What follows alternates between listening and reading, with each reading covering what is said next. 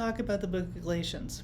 And in particular, I want to just talk through the sort of core letter structure that you would often see in a typical letter. And if you're not familiar with these structures, there's usually a greeting, there's usually a thanksgiving, a praise, an introduction. There's sort of the main rhetoric of the letter, and then closing details and specific greetings for this.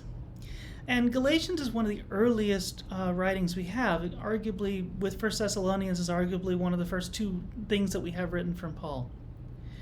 And it's very interesting when you look at this particular structure for Galatians, because you do see a greeting in the first couple, verses, where you see Paul, an apostle, not sent from men or by a man, but Jesus Christ. He's being very, very clear on his point in authority. Normally this gets a little bit gentler, and you can already tell there's an edge here. And God the Father raised him from the dead, again, clear, and you begin to see this. Grace and peace to you, and you look at it, and it's very, very, very short and very firm. And then you're going, now I'm looking for the thanksgiving, praise, and introduction part. And we see the immediate next verse in 6. I am astonished that you are so quickly deserting the one who called you to live in the grace of Christ and are turning to a different gospel, which is really no gospel at all. You're thinking to yourself, I don't see that section. It went away. Where'd it go? And it's very, very deep, because the next verse is evidently some people are throwing you into confusion. But even if we or an angel from heaven should preach a gospel other than the one we preached to you, let them be cursed. You get the sense that Paul's not happy. Paul's really angry. I like to call this a good example of angry Paul. Very, very angry Paul, because this is really an issue, and it's something that pops out the minute you begin to see the overall structure here. Okay.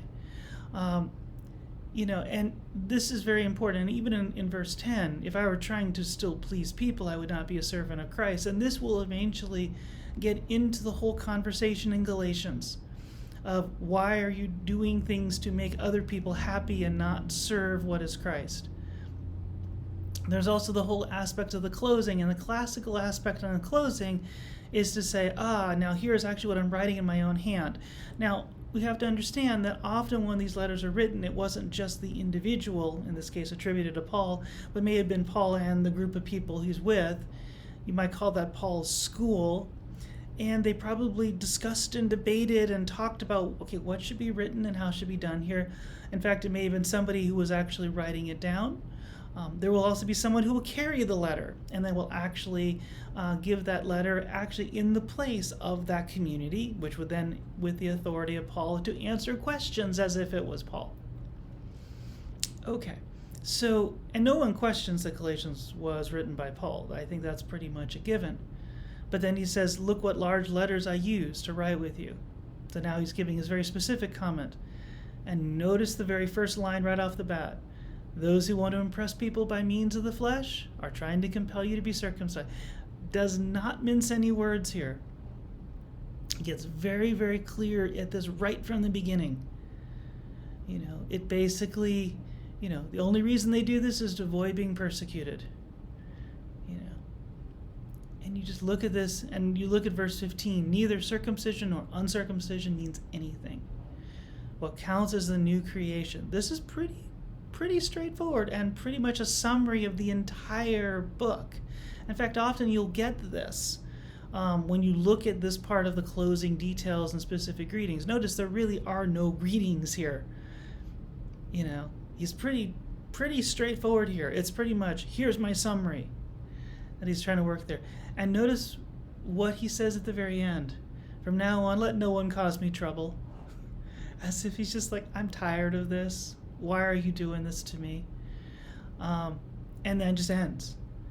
So Paul is really in an edgy mood here in Galatians. And what's important about this is that if you were to take Galatians and its textual structure and think of it the same as, say, a book like Philippians, where it's very clear that Paul is very happy with the Philippians and the way he's writing and talking to them. what you realize is if you treat them on the same footing, you're going to miss a lot of the detail and a lot of what's going on here. And so it's really important to kind of see the structure and see the pieces of it, which, might just seem kind of nice, might seem like kind of fluff, in terms of the beginning of part of it. Maybe it also seems like, oh, I love these praise statements, and knowing, well, what's the point of them, right? And so there's purpose and there's meaning to it. And in understanding that gives you a far better sense of what is the whole composition as a whole trying to get to you to understand. And that's the whole point of really digging into this, to see a literary form that maybe today we don't use in the same way, but would have been pervasive and typical within the New Testament context.